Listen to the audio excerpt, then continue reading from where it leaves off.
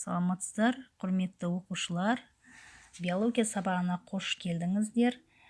Мен Түркістан облысы Арыс ауданы Садықбек Адамбеков атындағы жалпы орта білім беретін мектебінің биология пән мұғалімі Кенжеханова Айнагүл Нұржауқызы. Біз қазір 8-ші сыныптың биология пәнінен өте үлкен тарауға келіп отырық. Яғни бүгін біздің танысатын тақырыбымыз ашық және жабық тұқымды өсімдіктердің тіршілік циклі. Бүгінгі біздің қарастырылатын оқу мақсатымыз ашық және жабық тұқымды өсімдіктердің тіршілік циклінің ерекшеліктерін түсіндіру.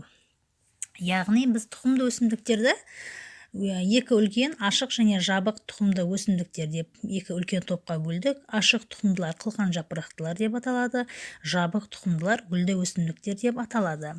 Яғни споралы өсімдіктердің тұқымды өсімдіктерден айырмашылығы тұқыммен көбеюінде.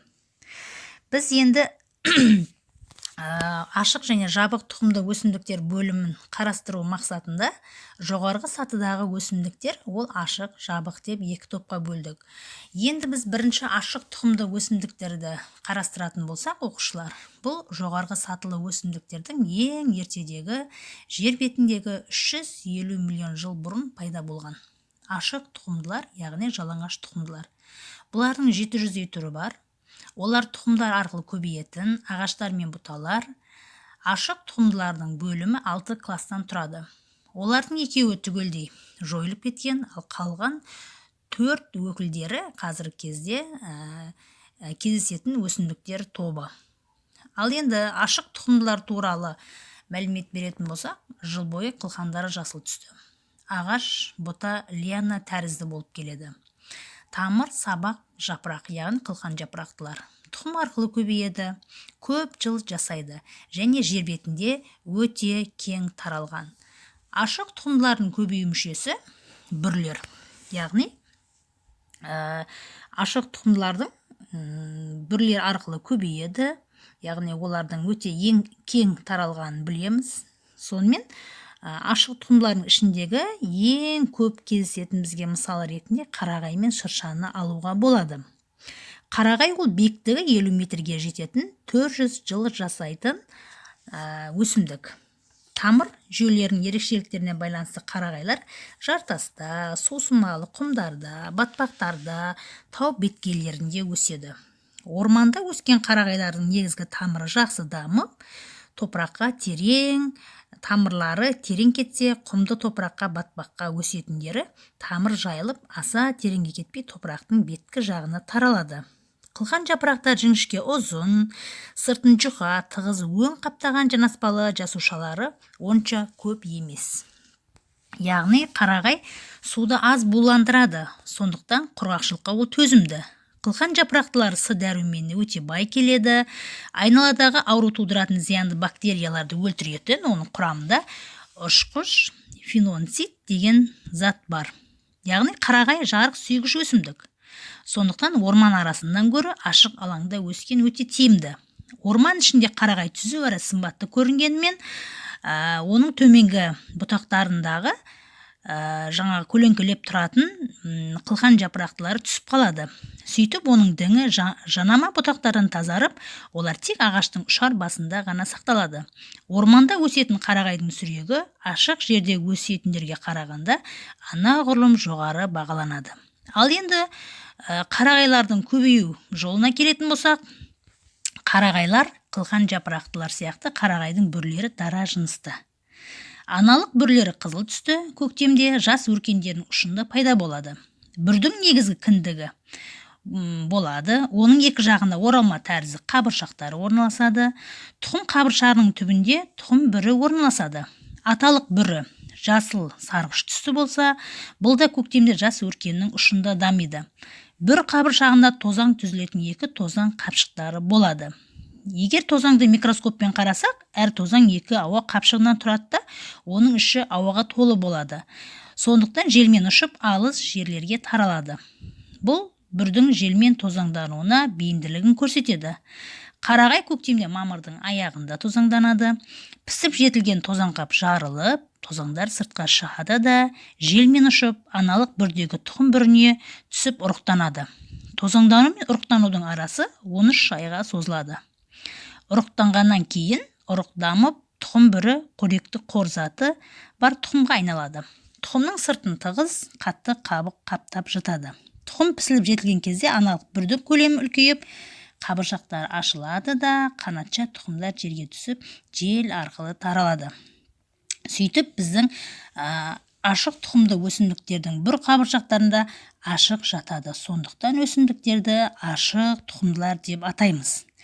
Қарағайдың тұқымы ұрықтанғаннан кейін 1-1,5 жылда жетіледі. 1-2 жылдан соң тұқым төгіледі. Яғни біздің бүгінгі қарастырып отырған қарағайлардың көбею жолдары осындай.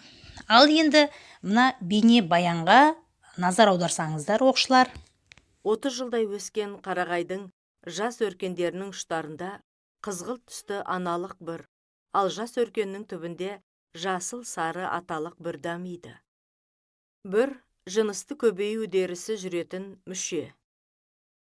Осы үдерістен кейін аналық бірлерде тұқымдар дамиды. Осыдан кейін аталық бірлер қурап қалады. Ал аналық бірдің көлемі ұлғайып, сүректенеді. Тұқымдар толық пісіп жетілгенде бірлер ашылып, тұқымдар шашылады. Тұқым жұқа қанатшасы арқылы желмен таралады. Жабық тұқымдылардың тозаң түйіршіктері тозаңқаптан аналық аузына не жел арқылы, не жануарлар арқылы, көп жағдайда жәндіктер арқылы тасымалданады.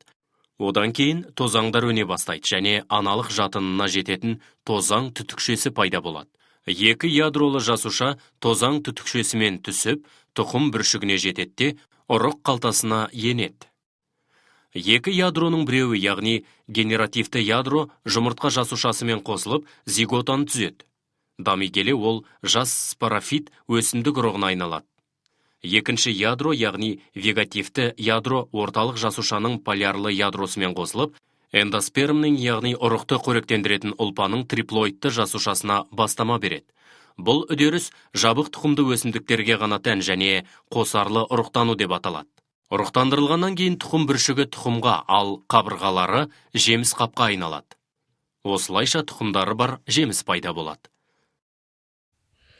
Келесі біз жабық тұқымдыларға көңіл бөлеміз. Жабық тұқымдылар, яғни олардың сипаттамасы, жабық тұқымдыларға келетін болсақ, олардың 250 мыңға жуық түрлері бар да, 300-ден аса тұқымдастары бар. Бұлар ертедегі ашық тұқымдылардың өкілдері. Жабық тұқымдылар жер бетінде осыншама неге кең таралу себебі неде деп қарастыратын болсақ, оның құрылысындағы ерекшелігі, тіршілік әрекеті, көбею жолдары себеп болады. Ең негізгі ерекшелігі гүлінің болуы, жемісінің және гүлінде аналықтың болуы. Енді жер бетінде кең таралған, яғни бұл өсімдіктер жер бетінде өте кең таралған өсімдіктердің бір тобы білеміз.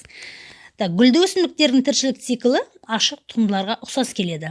Бірақта аталық гаметалар тозаңқапта, аналық гаметалар түйінде дамиды.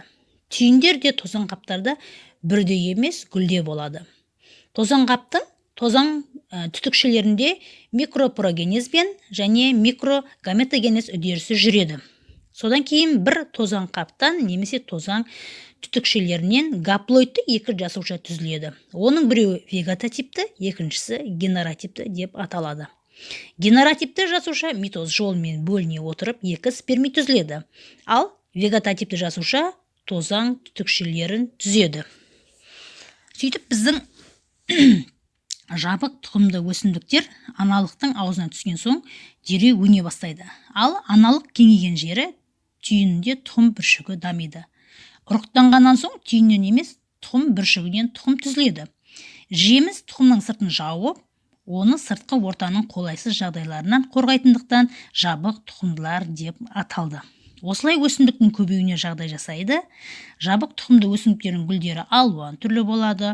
Олар жел арқылы ғана емес, сонымен қатар бунақ денелер арқылы айқас тозаңданады. Бунақ денелер арқылы тозаңданатын гүлдерінің гүлсеріктер өте ашық түсті және хош иісті болады. Себебі бунақ денелер түнде тозаңданатын гүлдер аңқыған иісті ашық реңді болып келеді. Жабық тұқымдылар ашық түсті иісті тәтті шірнесі арқылы гүл тозаңдандыратын бунақ денелерді өздеріне тартады. Өздігінен тозаңданатын өсімдіктер де кездеседі. Жабық тұқымдардың көп таралуына су мен қоректік заттар жақсы қозғалатын өткізгіш ұлпалардың дамуының үлкен маңызы бар. Тек гүл арқылы емес, өсімді мүшелері арқылы да көбею жабық тұқымдарға кең таралуына әсер етеді. Гүлді өсімдіктердің тамыры, сабағы, жапырақтарының әртүрлі болып келуі олардың құрлықта, суда, батпақта, құрғақ далада, құмда өсуіне себепші болады. Өсімдіктермен қоректенетін бунақ денелер құстар, сүтқоректілердің қаулап дамуының да жабық тұқымдардың көбеюіне көп әсерін тигізеді. Себебі бұл жануарлар өсімдіктермен қоректенеді. Жауынан қорғану үшін өсімдіктерді паналайды. Яғни жабық тұқымды өсімдіктер белгілі бір жағдайға бейімделгіштер болып табылады. Енді біз жабық тұқымды өсімдіктер нағыз жоғарғы сатылы өсімдіктер екенін білеміз. Жабық тұқымды өсімдіктер адам үшін маңызы өте зор ұшан теңіз. Сонымен қорыта келе оқушылар жабық тұқымды, ашық тұқымды өсімдіктердің де адам үшін пайдасы өте зор. Өйткені біз кез келген жерде өсімдіктердің барлық түрлерінен өзімізге қажет өнімдерді, өзімізді тұрмыста кез келген жерде қолдана аламыз. Сонымен оқушылар, сендер бүгінгі сабақта ашық және жабық тұқымды өсімдіктің түрлерімен таныстыңдар. Енді осы ашық және жабық тұқымды өсімдіктің түрлерімен, олардың көбею жолдарымен таныса отырып, қазір мен сіздерге тапсырма беремін. Бірінші тапсырма. Сіздер сызбамен жұмыс жасайсыздар. Яғни бұл жерде ашық тұқымды өсімдіктердің көбею жолдары көрсетілген. Сіздер осы сызбамен жұмыс жасайсыздар. Екінші тапсырма. Балама тест, яғни иә болмаса жоқ деген жауаптың біреуін таңдайсыздар. Мәселен, мына жерде бірнеше сұрақ берілген. Барлық ашық тұқымдылардың гүлі мен жемісі болады. Иә болмаса жоқ деген сияқты әрқайсының тұсына өзінің белгісін қойып шығасыздар. Келесі Вен диаграмма. Яғни бұл жерде де ашық және жабық тұқымды өсімдіктер берілген, ұқсастығы деген сияқты белгіні қойып шығасыздар. Енді бұл тапсырмалар сіздің бүгінгі сабақтан алған әсерлеріңізге кері байланыс есебінде болып кетеді. Яғни бүгінгі сабақтан не түсіндіңіздер, болмаса түсінбедіңіздер, осы берілген тапсырманы орындау мақсатында қазір сіздер осы тапсырмалардың нәтижесінде тақырыпты түсінген болмаса түсінбегендеріңізді білуге болады. Соңынан қорытындылай келе сіздерге тапсырма. Егер табиғатта жабық тұқымды өсімдіктер болмаса, арғарап өздеріңіз жалғастырасыздар. Егер болмаса не істейді? Сөйлемді жалғастырып, бір-екі сөйлем құрауларыңызға болады. Бүгінгі біздің танысқан сабағымыз ашық және жабық тұқымды өсімдіктер. Енді барлықтарыңызға, тыңдағандарыңызға өте үлкен рахмет. Жақсы, сау болыңыздар.